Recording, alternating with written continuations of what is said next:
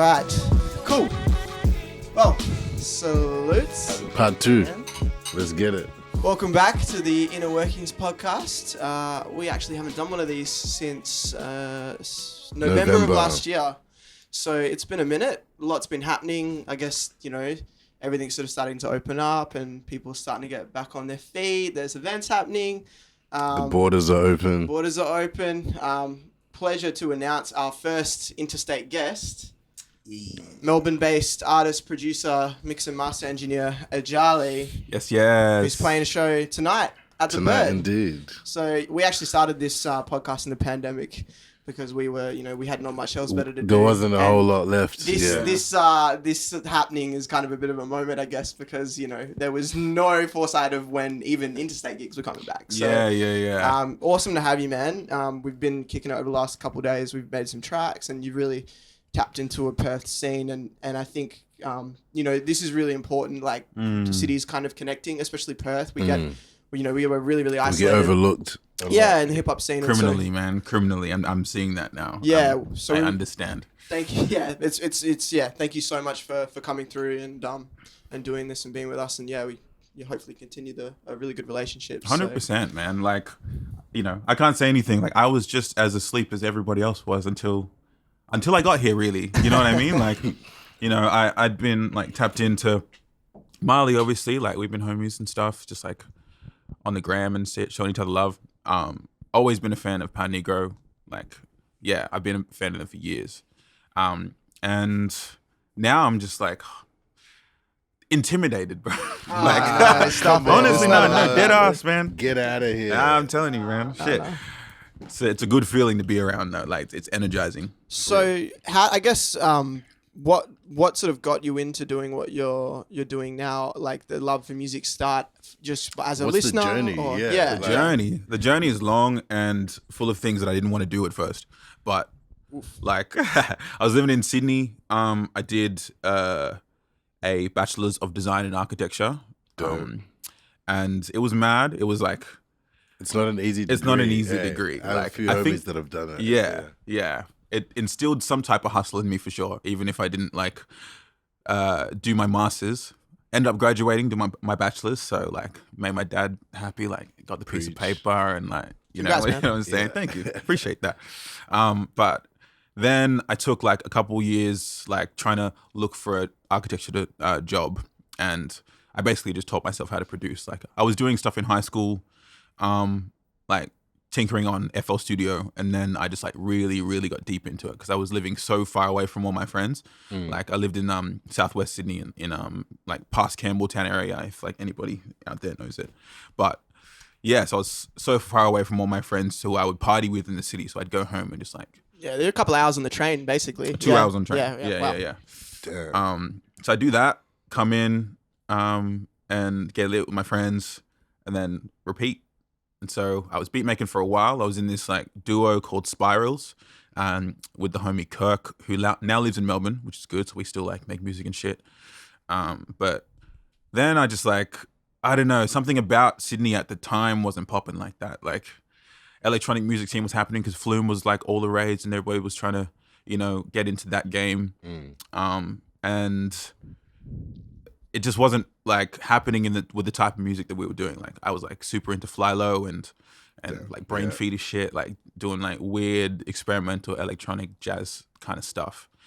And then I moved to Melbourne in like early 2016, I think.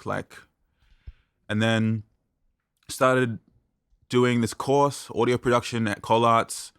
And that was like just before I started that course, I put my first track up on like Unearthed and SoundCloud and shit. And then we going. Like I got like attention from it, and then people like, what do you got next? Like what's in the can? Like what you got an EP? I was like, I got shit all for you. So the next Isn't it funny how people straight away assume you've got shit stacked and ready to go? Literally, and they're just trying to like hedge their bets. It's like, why should I be interested in you? Like, well, you are. So, you know what I mean? Do you know what I mean? Like, we know what you mean. Yeah, yeah, I know you know. It's basically like a thing that most artists don't even know at the start. It's like when you really get into a groove, you have to be so organized and so to actually get an amount of tracks out. It's Totally. crazy. But yeah, everyone's like, oh, when's the next thing? When's the next thing? And they don't They actually think realize it just happens. And it like just happens, this, and it's like, oh, I got to get artwork. I got to get a video. Yeah, all these exactly. things, and It's like I also have to like work a normal job, so like like I don't have the luxury to just like be a starving artist. Like not in Melbourne, like she's expensive. But yeah, man, like yeah. After I started the course, I was doing all that shit, learning how to be organized, learning how to network, learning how to like, just do good recordings and stuff. Like I'm a mad control freak, so that's why I do what I do. Like I do mixing and mastering, producing, all that shit by myself because I know how I want the shit to sound. And now I'm like trying to do the opposite and come to spaces like this with you guys where it's just vibes. Like, thanks, man. You know what I mean? Yeah. Well, yeah, we're just kind of out here doing it with, like Perth's so separated from the industry, so we don't have any like sense of really what the fuck is going on, to be honest with you. So, actually, a guy who does all our mastering in Sydney, Chunky Lovey, I was like drunk the other night, and he's like so good. He's been working with us for a while. He's amazing. He's and really talented. yeah, and he's such a lovely guy. And I was like drunk, and I was just voice memo people, and I was like, hey man, thanks so much for like messing with our music, and like it's awesome working with you. And he's like, yeah man, you guys just like make whatever you want, and it's like super dope, and we're all having a chuckle over that. But I guess that's what happened. That's kind of what the scene's like here. I guess for you in Melbourne, do you feel sort of more do you feel like what you're doing is more like there's more people like you trying to do the same thing? Like, did you feel that more moving to Melbourne than you were in Sydney? Than in Sydney for sure, definitely. Like, just the speed of the city was different. Like, Sydney's a really corporate place. Like, and then when I moved to Melbourne, I was like realizing that like people are just nice and chill. Like people come talk to me like, hey, what's going on? And there's no agenda. There's no agenda. What can you do for me? Exactly. Who do you know? Exactly. It's more like, oh, you're cool. Yeah. Like, what's happening? How you doing? Like, what do you spend your days doing? Like, and I had to like take some time to get my Sydney skin off of me and not be like, why? Yeah, like, it's just the standoffishness. Of like, what do you want from me?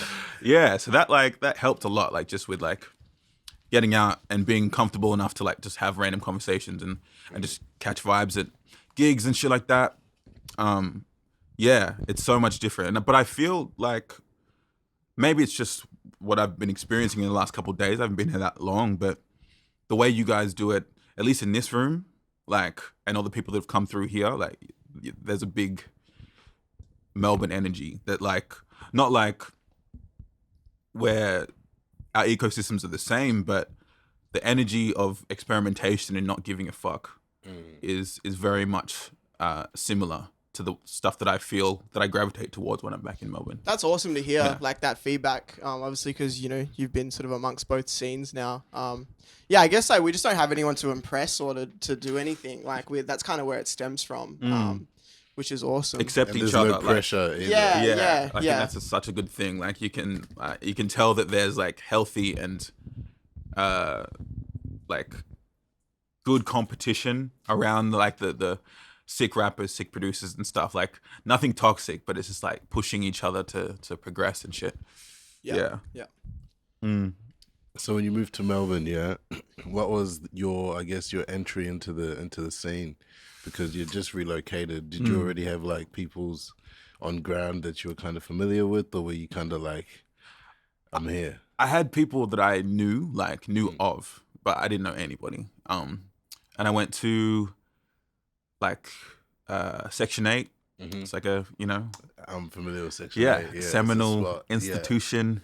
That's where the creative minds congregate. 100%. Yeah. So I went there, went to a couple of nights, and then they have this place upstairs called 30 Dirk.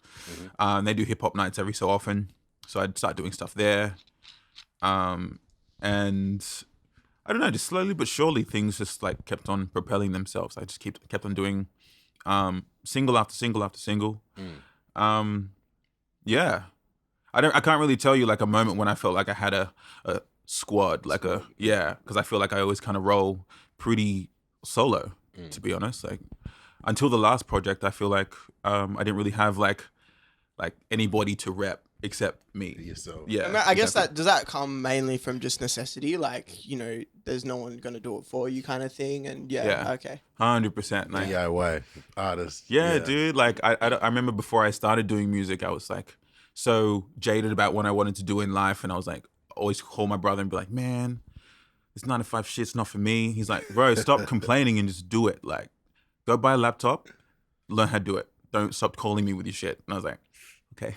And then I did it. Like, you had to. I lived too far away from everybody else, and I think I just kept that mentality with me. It's like, I don't have anybody around me. I might as well just keep it pushing. You know? That's dope when you're capable of doing that. I mean, yeah, because like not everybody can be expected to be capable of doing that, but Totally. if you can, it's like from a sustainability factor, which is a topic that we talk a lot on this show, is just, you know, it's great because, you know, by the time you get an EP mixed, you know, fuck, it's, you know, if it's getting mixed really well, you know, it can be in the thousands, you know, and you can, if you spend that money on equipment and then you can, you know, infinitely, obviously it's still time, but you know, so if you're capable of doing it, then it's super dope. But yeah, that sounds good, man. It was kind of like survival instinct, like I just got to do it. 100%. Yeah. So if we're to take it back a couple steps, right? At what point did you realize you want to pursue music or you want to pursue the creative side? Because you seem to have been like tiptoeing. You're like you did uni because you wanted to satisfy the parents, get that, you know, monkey off your back. Yeah. And then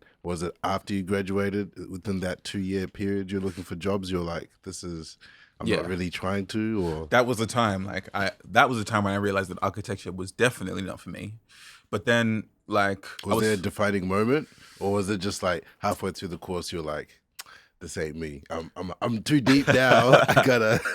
Well, yes, yeah. It was like halfway through the course, like, because my mate Kirk, who I made music with in our duo, also did architecture. So we were both of the same minds. Like, man, this is not it. This is not it.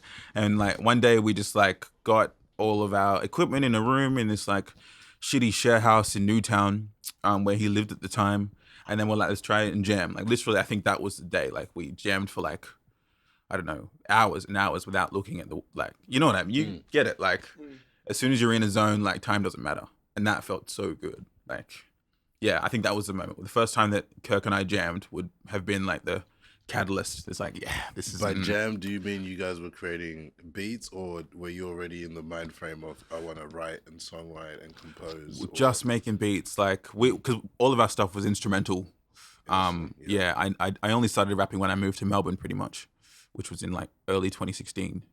But before that, it was all instrumental, like, you know, Cosmogramma, Fly Low kind of shit. And yeah, just that side of things excites me a lot more than rapping, to be honest. Like, because that's the world that the rap lives in. That makes sense, you know? Yeah.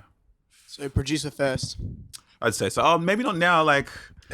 Maybe not now. Like, well, yeah, that was the pathway, though. Yeah, the foundation was true. Yeah. Shout out to FL Studio. Yeah. Shout out to all the torrent sites everywhere. Is that what you started on, FL, or were you always able to know you started FL? FL, and then I went to Cubase for a little bit. That's strange. Yeah, I don't know why I did that. It's very strange. It wasn't a long time between those two, and then Ableton. I was like, yeah, this is the shit right here.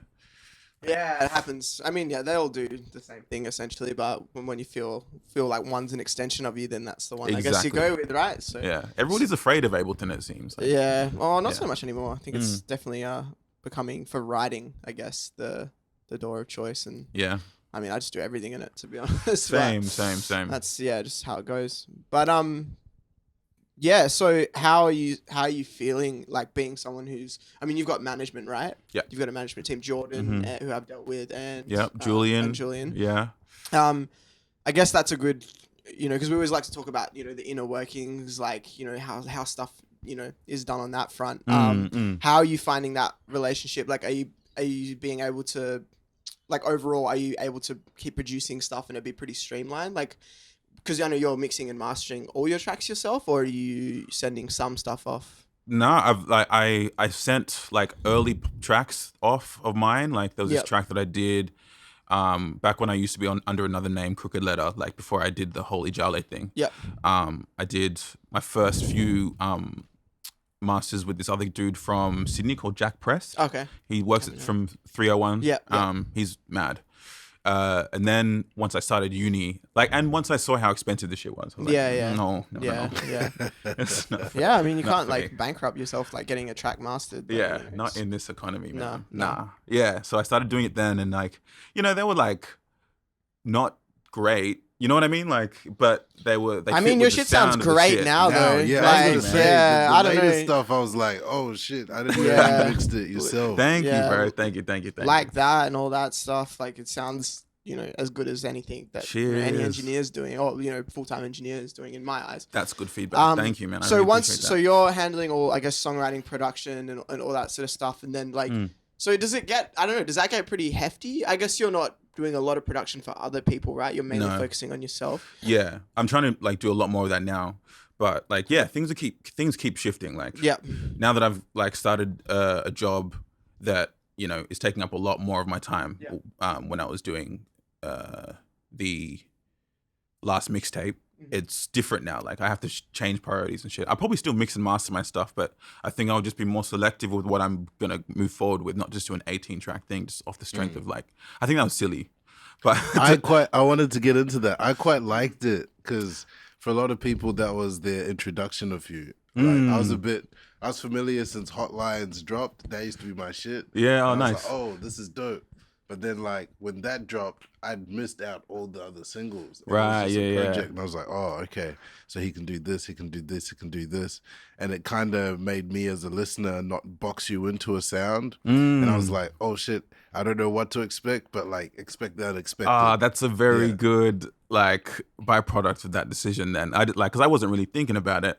I just had heaps of time because of fucking COVID and everything. And I had heaps to talk about because, like, all the George Floyd shit. And you guys happened, had the like, longest lockdown in the in world. the world, man. So, It still doesn't like. I never really deeped that like that. But yes, it was hard. I felt like I was going through some shit. existential crisis every week, man. I just like me and my partner, like, because she was the only person that I would see pretty much in that whole time.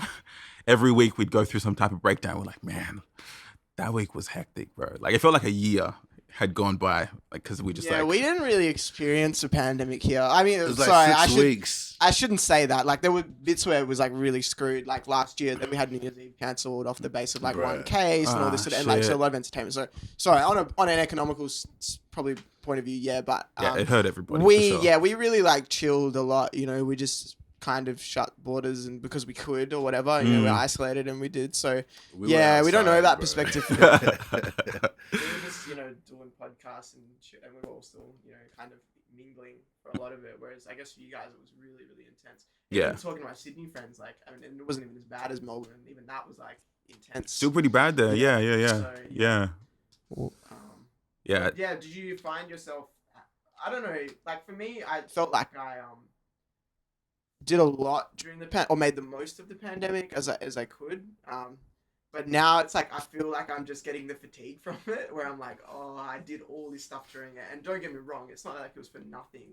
I don't feel that at all. Of course, it's like we're doing things, we started this and whatever. But it's like now that kind of fatigue is like, oh my god, okay, everything's open up, and now we gotta go like doubly as hard. And I'm like, oh, because you have to maintain what you were doing as well as everything else you stopped doing. 100%. During Exactly. the pandemic, it also felt like, it didn't matter what you did because everyone was in the same boat and like no one was really making progress. But now it's back to that, like, these people are doing this, their tour's going through, or they're doing this. And it's like not, obviously try to block that noise out as much as you can. But when you're in the industry, it's like it's pretty hard to. 100%. You're surrounded by what's going on. You sort of, and it's a comparative industry. Yeah, totally. Unfortunately, that's how it is. But for you, how have you found that? Like, are you finding it obviously easier now that the pandemic's over, or are you feeling still sort of tired from it? Or yeah, man. Yeah. Like, I'm a very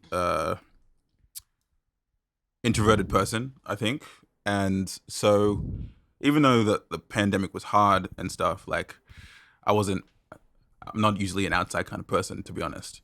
So I was just chilling. I learned all these different things. I picked up woodworking, like started doing yoga and shit, like just like picking up like random stuff up for like the mental.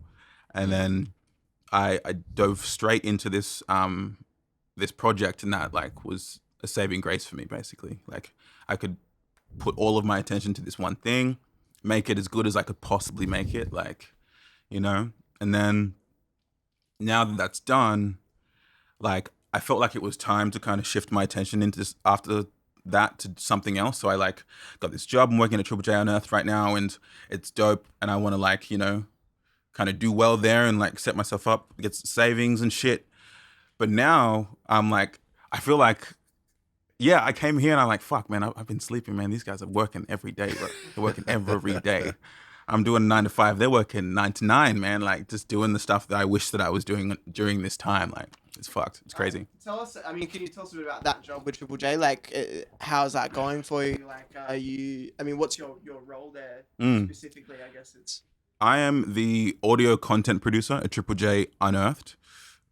So first and foremost, it's the best job I've ever had. Like, yeah. Man, in the industry, man. I'm thank sure you. there's like Thank pretty you. high working competition. in industry, doing what you love. Like, you know what? shout out, that bro. shit is hard, bro. Those openings are few and far between, man. And yeah, like I think the music definitely helped. Like because when I was going for those jobs, I had a quote unquote music portfolio that was basically all my stuff, and then I started doing some like podcasts and like some short films, and then it all happened at a time when OTTN dropped, and then this job came out. And I was like, "Yo, like, Perfect timing. like I know you heard it. Like, tell me." I emailed it like someone directly at Triple J Unearthed, and I was like, "Saw the job. You know who I am. Like, you know what I do. Here's my resume. Just like look out for it." Like, and then I was pushier still. Like went to someone else who I'd known from applying to another job that I didn't get, and I was like, "Yo, like." The power of networking, Yeah, man. 100%. Like, Yeah. hitting every angle. What's the day-to-day? So what's like your day-to-day roles in that job? I do the Unearthed Feature Artist of the Week every week. So I like, interview and ask questions for and research one up and coming artist every week, and we showcase them for the next week. So yeah, I think I've done like 40 different artists at this point, and it's been mad. Like getting to know a good cross section of the scene, or like who's popping in the different genres and stuff, what they have to say, who like has been hustling for it, and who it just happened to. You know what I mean? But there's that, and then how many records like on a week are you actually listening to? so many, like hundreds, man. So like you wake up, you get in at work, you just put some headphones in, and you just dig. literally, like Oh, bro, you get paid to do Listen, that. best job of my life, man. I'm telling you, like even if some of the stuff is not like what I'm, What you like listening it's to? still a blessing, man. And like where I came right off the back of them doing their new website, because the other website, like I'm not was sure if trash. it was Yeah. us, yeah. Yeah, I mean everyone would agree, even they would agree. Yeah, That. So exactly. I don't think we're annoying anyone by saying that. I don't think so. Yeah, But it's great now. It's yeah, really good. It's really good now, and so we're on a backlog of submissions from that point still. So like we couldn't like quite listen to all the entries while it was getting updated.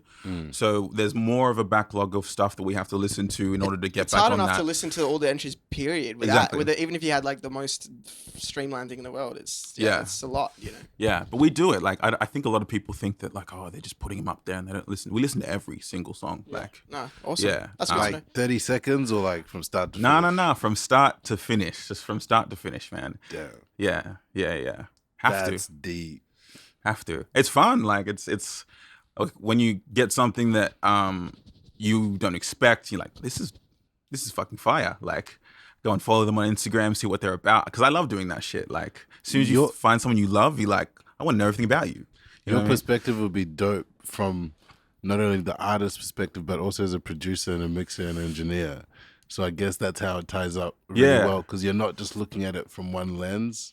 So I guess that's where your taste and your experience kind of translates into Exactly. the job. That's what I was saying. That's the kind of shit I was saying in the interview. I was like, I know what a polished song sounds like, what a like demo song sounds like, when the promise between both of them. I was finessing this interview, man. Yeah. But yeah, that's exactly it. Like, But that's the thing though. It's literally someone like you needs to be in that role. Like it's actually perfect for you. Because you know music through and through, in and out. That's my biggest sort of ick with industry people, is where they're in these positions and they don't really know music that well. Yeah. And you find that more often than you think. 100%. And it's like, well, everything's subjective and whatever, but you know, I don't know. I feel like it's got to come. You got to like have an opinion from a pure place, and someone like yourself who's just passionate about stuff. Yeah, I think it's the perfect job for you, and I think it's really awesome that you're in that. So cheers, man. thanks for doing good work because Thank you. You can see that. I appreciate that. Do you feel like, and don't feel like you have to answer this like at all, but do you feel like having that job it like hurts your artist career at all? Like, do you ever think about that? And don't feel like I don't want to get you in trouble. So no, I've spoken about this with like people who I work with and stuff, and like it's definitely recalibrating of my time. First and foremost, I just have less time to do what I want to do. And you know, if you're working 9 to 5 and you got all this other shit to do, you got to find the energy to do it somewhere. So I kind of take energy from all these other places in my life to feed back into music, which is like friends, family, like me time, or whatever that looks like, and just do music from like 6 to 9:30, 10ish or whatever, and then rinse and repeat. So that's been hard. But in terms of like a conflict of interest thing, do you mean? Like from like, do you know what I mean? Like, yeah, and I don't want you to get into it super deep if it's a bit like controversial. Controversial is the wrong word. It's not that sticky. No. It's not that deep? No, okay, no, cool. no, I just didn't want to like put you on the spot there. That's all. Yeah, like, you know, they said like when I'm working there, I can't put anything on Unearthed. Like, and I get that. Like, that's cool. That's fine with me. Like, I'm trying to surpass that shit anyway, to be honest with you. Yeah, like, exactly. Yeah. So, yeah, you know, I've had a few features on there, like on the Unearthed site, and I'm not allowed to comment on them because obviously there's bias in that. Get that too. But I've just taken it as an opportunity to like put other people on. Like, you know, I'll review anybody I like, and I'll like try and write as much musically relevant stuff, not just like the Triple J stuff. Oh, this sounds like this band. Go listen to them. I'll tell them what they want to hear. Like, I love the middle eight here, or the texture of the guitars, like, because I want to make sure that people know that I'm listening to that shit. You're tapped in. Yeah, exactly. Really, That's super dope, dude. Yeah. That's like really cool. Yeah, Wow. That's an important thing. And like, so yeah, even if I don't have time to do my own stuff, I know that I'm in a really lucky position. So I'm just like putting on the homies and like, yeah, just taking the position seriously, because, you know, I know, like, you would have known how it felt when you first got that look from Triple J, or from Triple J Unearthed. Totally. Yeah. You know, like, that's important. So yeah, totally. Just being in that conversation. Yeah. Yeah, 100%. Yeah. There's way more mountains to climb than that, but you know, it's a good look. And it's always dope when like the presenter really knows some stuff about you or whatever. I remember my first interview at Triple J was with shout out Shantan, who does House Party now. But at the time he was doing the Kick On, and this was like back in when I was working a lot with Ziggy Ramo in 2017. And yeah, I went into the thing and he like knew about like my dogs and like I played instruments and stuff. And like I don't know, it's really it's cool. Journalism side. Yeah, it's cool. You know, when you get those people who are really, and like Shantan's another one of those people where it's just like, you know, they're really sort of into like propping up cool stuff and knowing about it, not just, you know, not just jumping on it or whatever. So 100%, yeah. Yeah, man. And I guess what sort of like the plans for the future? Are you just sort of like on a single route, or you're a project? It seems like person? you're on a hiatus. Yeah, bro. Yeah. like not even a purposeful hiatus. It's just like that's the way that life went, man. But like in the last maybe 2 months or so, like I'm getting that energy back. You know what I mean? Yeah. Your cup is being refilled. Exactly. I just want to jump in. Sorry to cut you off, because like this is what it's good that you do that, because I've been having a conversation with a lot of people, and it's like you can't be expected to just have like crazy output and creativity all the time. Yeah. I fucking hate that. And I think it's like a part of hustle culture and like all of this bullshit and like Instagram and like this and that or whatever. You know, it's like there's a lot of days where, you know, I just like, nah, like I just don't want to do, you know, and that's okay. And it's like, if you know yourself enough to know that, okay, I'm not being lazy, I just literally don't have this in me. 100%. That's it's totally fine. You can't kind of have that expectation. Like you said, you have a job, something else that you're really passionate about. And it's like, you know, okay, I've got these hours to do music, and you know, and you're just embracing that. You're not even complaining about it. And that's the way to be. But you know, 100%. this whole thing of like you just gotta like work and not sleep and be super uncomfortable and have no money. It's like, no. Yeah, it's You know, it's very yeah. annoying thing to see on the gram, like grind and shine and fucking like demon time, all that shit. It's like, yeah, cool. Like we all wish we could be doing that. I but- call it sleep in the van syndrome. It's like people like who are like ex-musicians or whatever, and they like there's this guy, I forget his name, but he put a whole series up on YouTube about like showing the whole tour and how they didn't really, they came through all these complications and didn't really make money, and like posted their tour costs and like, you know, hustle culture, all these people being like, oh, why don't you just sleep in the van? Why don't you just sleep in the van? It's like, God. fuck off. Yeah. Like, you know, like we're people, we like comfortability, like we're working people. We Facts. don't always have to be, and I just like, it just pisses me off a lot I agree. about music as well, is like that musicians are supposed to like just live in the most shittiest like conditions, you know? And Totally. it's like, And that's another thing about like what you were saying about having industry people understand the process, understand artists, like, not just understand how to watch how an artist's music reacts and makes other people react, because that's basically what people in the industry who are in it for the right reasons can see. That's the only thing they can see. Yeah. It's like, okay, that might be a bag. Let's see what he's got going on, and like, you know, trying to get the next viral TikTok sensation or whatever. so much of that going on. Yeah. I don't think that stuff will last though. Well, at least I like to tell myself that, because, you know, at the end of the day, like I do feel like good music, you know, will It's prevail. timeless. I mean, there's Yeah. a few extra things you've got to be like doing these days, I guess, to a certain degree. But yeah, I don't know. I think, you know, you see with the labels, they're trying to. I had this session. I won't name any names, but I had this session in Sydney, and it was this label, which will also go unnamed, that like hit me up to do this session with this TikToker. And it was just like, they, you know, they got this, they didn't put many resources in it. They just put them in this room, small room in a particular studio in Sydney, and was like, but these kids were just like, they were actually like nice kids, but they just had no actual passion for music. They just had 4 million, you know, followers on TikTok, and the label's like, oh, okay, cool. Maybe if we put them in with a writer and a producer, they'll get a hit. It's like, Yuck. no, you won't. You won't. They It's think just- the consumer won't realize, but you might get that viral hit, but no one's gonna come back and listen to your shit. Yeah. Yeah. So what happens Exactly. Yeah. afterwards? And I Very guess for much the label, so. it's like they don't care. It's like we get one song that does X amount, and we can, you know, get this one sync deal, and we have the publishing rights. Blah blah blah. Yeah, But exactly. Yeah. I don't know. Yeah, I just think good music will prevail. You know, that's the main Because thing. it does, like, you know, even on a less like power dynamic level, like it still hits like people individually in certain ways. Like even myself coming down here and having people know my music, that was crazy. Like never thought I'd see the day.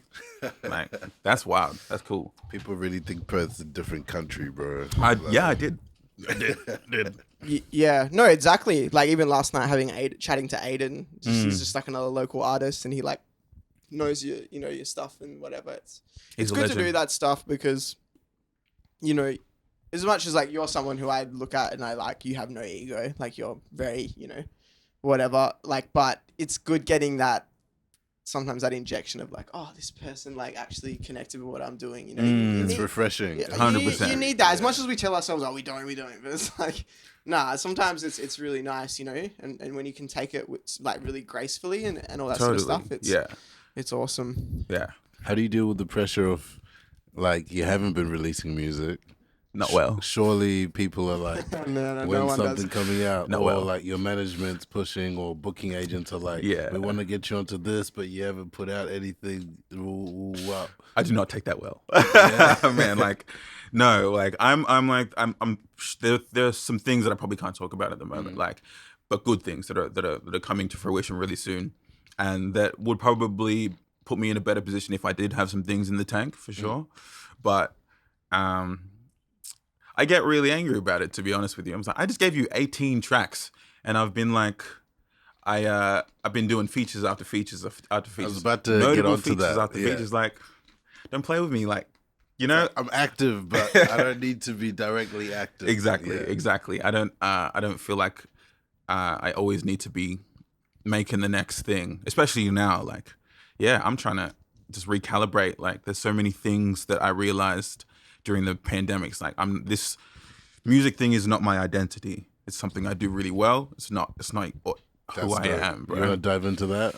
Man, Yeah, dude. Because like I feel like that will go over people's heads because they aren't an artist or they're not a creative and they don't have something that stands that people like acknowledge them by. You know what I mean? Totally. And once you get that feeling, you can kind of get high off it and be like, you want to chase that feeling, you want to feel validation from that and that only. And I've definitely been guilty of that.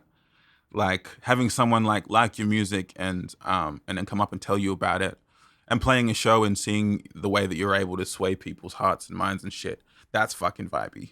And like, you know, and but then you get off stage and like it's like what next? Yeah, like exactly. Where all the people go? Like 100%.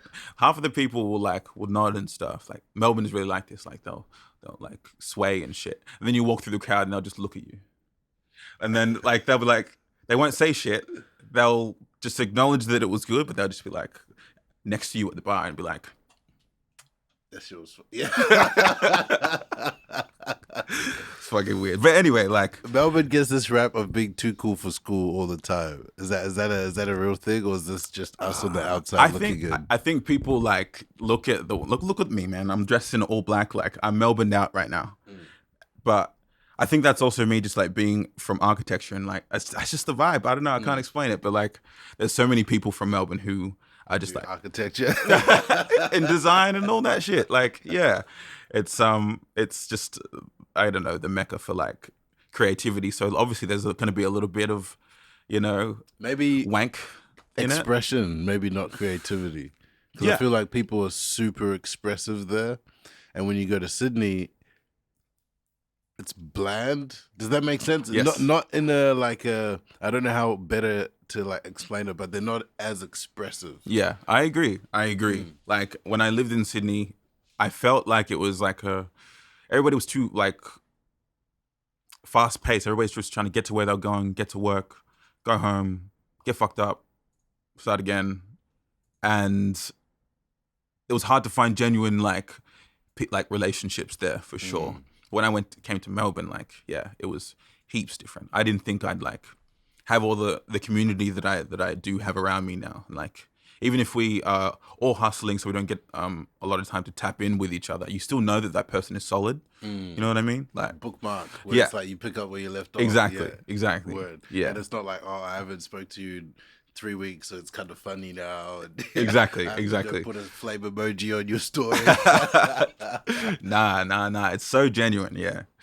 I think Melbourne is a fucking vibe, and I just don't think I'd be able to live anywhere else in Australia except for Melbourne, to be honest. Yeah. You're wrong. There's Perth, but you know. Yeah, a bit of a Perth bias here. Yeah, I could definitely live in Perth, but you know, I've just heard some wild shit. I'm like, you know, over the last couple of days. Yeah. Spots not to go. It's a vibe. I mean, yeah, like out of the two cities, I mean, I probably like when I've traveled, I've been to Sydney 3 times this year, but it's just because for me, there's like for music, there's more stuff there. Yeah, artists that I've worked with that live there now and blah blah blah. But yeah, when I go to Melbourne, I don't know, it feels more at home for me. Yeah, it's just that kind of creative. But I guess I haven't spent extended period of time there, but no, there's definitely, I don't know, because we always like in our crew, like All Breed and stuff, we like to sort of identify ourselves as being sort of alternative hip hop. Like we don't make drill, we don't make like R&B, trap, soul stuff. Like we just do alternative stuff, you know, like, and it allows us to not be boxed in. Yeah. Musically, the content can just be whatever we feel. And the only other place in Australia that I feel that has a space that's, you know, celebrated to some degree is definitely Melbourne. Yeah. Because I think in Sydney, it's definitely not something that's, I mean, there's probably stuff there. I mean, like a good example, like even Dante and like Tasker and like those guys doing weirder sort of stuff, you know, and that gets celebrated, you know, especially when they're on tour with Sticky, you know, there's another bigger brother band like helping them out and stuff. But Melbourne, it seems to be, you know, that sound like Voldy and you guys, you know, have a sound that's really, and that's the thing. It's like, it's really important, that community, and it's only really just started to happen here. Perth's only really, I feel like, started to have a hip hop scene in the last 2 to 3 years. Since the pandemic, really, because we had to. Mad. Because usually you got to a space here, you got to a point in Perth, and so many artists have done it. Like Ziggy did it, Arno did it, like you get to a certain level and you're like, I'm just gonna go. Mm. You know, I'm just like, what is there here for me? And it's like, what is there here for you? Yeah. Like, I'm not trying to. This is me trying to be negative, but it's like, it's just hip hop here is not something that's like really, and especially alternative hip hop here. It's not super celebrated. Like Super Ego and Koi Child, you know, had their moments. You know, I think it was a little bit more understood because it was in a band format and there was guitars. Yeah. Exactly. But you know, if you're not playing with a guitar Especially in here, Perth, if you've got a guitar, yeah, if you've Perth, got a 100%, guitar, you're made. you know, you understand, but like, you know, and it's pretty frustrating. But it's like, I mean, what do? You complain about it, or I mean, we just kind of like created the scene ourselves. Yeah, you know? you try and change And it. there's Yeah. different pockets of hip hop now. Like you've got us doing our thing, and then you've got like 6KMC who have like a lot of the R&B stuff, like your boy Mars and like. Oh, he's from Perth? Yeah. Mad. He's like lit. Harry Hilfiger and like that real R&B sound, like and, you know, those guys are like bound together. Yeah. And it's like, you know, we kind of sort of see ourselves as the Freo crew, even though where we're at, it's not Freo, but a lot of the Freo people come to this space. So yeah, it's kind of like there's a thing happening now, and it's not just like a bunch of rock and indie bands. Yeah. Because that's kind of what the scene was in its entirety for so long. And there's people on here that watch that will argue that with me, but it's like, nah, there wasn't something super established. And by no means do I feel like it's established now, but it's, you know, there's stuff happening. It's slightly being recognized. There's pillars to build on, like the solid foundation. Like, yeah, 100%. That's definitely like something that I've like enjoyed seeing and understanding, and like how you guys work, and like how you guys understand the scene that you're in, understanding the scenes that you have around you, so you can color outside the lines and break rules. Like you guys know what you guys are fucking doing. You know what I mean? Yeah. Like, yeah. Not so you can conform, but so you can be like, all right, how do we bob and weave and be individuals in this fucking like rigid game? And now we're just kind of trying to branch out because, I mean, you know, we do things here and whatnot, but there's only so much we can. So it's good to kind of know, well, it's good to be like connecting our scene with like, you know, your scene a little bit. And it's good that Marley's been, you know, with Voldy and with yourself. And it's like, I think that's kind of going to be the sort of future, is like those our scenes connecting, and then it's sort of becoming a bigger scene because, these Melbourne and Perth guys are like messing with each other and they're you know, they're touring together or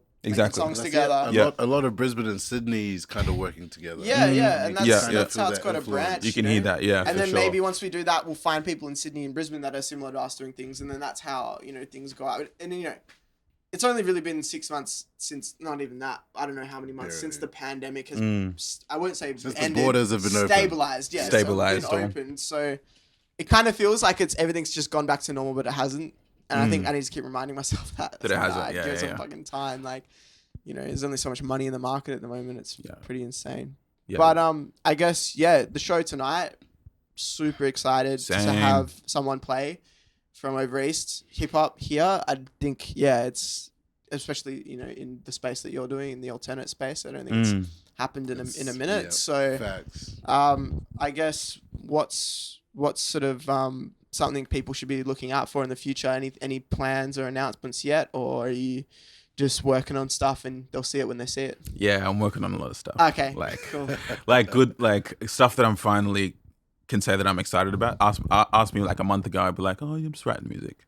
But now I'm like, okay, there's some things in the work. Yeah, there's some things in the works, man. Okay. Like, I'm finally just like finding more space in my days to like make beats and like backlog them for later. And I'm working with more people now, which is like obviously, like I was saying, something I didn't do before. Yeah. So the vibes are just different. The vibes aren't like what you've heard before, from me anyway. Like, yeah, I'm very excited. Yeah. But as far as tonight goes, like I'm just gonna play heaps of like deep cuts that I haven't played in a little bit, that didn't get like as much shine as I thought I would. I feel like being here in this space in the last couple of days, I feel like, yeah, I'll play this for you guys. I'll see if you guys are gonna rock with it, because I feel like you will. Yeah, for sure. It's a good venue. The Bird's a great venue. It's got crowds that are engaged, and they're open-minded. Good. 100%. Yeah, it's one of the only venues that are left like that. Great selection of venues, to be honest. Like, I think it really fits, especially with your sound. Fuck yeah. And like the type of stuff you've put out across the board too, not just a certain like slice of it. So. Yeah. I feel you. Yeah, that's gonna be. I've been looking forward to this for months, man. Like, It's the only thing on my so calendar. good to have you, Let's man. go. Yeah, it's so good when you can come and like it's not just you're not just here and you do a show and you know nobody. It's good to like, you know, we're really big on embracing people that come here and really looking after them as much as we can. So Felt that. it's yeah, it's been really good to have you come. That's the only way you can really bridge. Yeah, you know, exactly. 100%. Yeah. 100%. I think on that note, man. Yeah. We'll This is not salute goodbye. twice. This is till next time. Till next time, for Till sure. next time. I'm gonna be back. I'm gonna be back.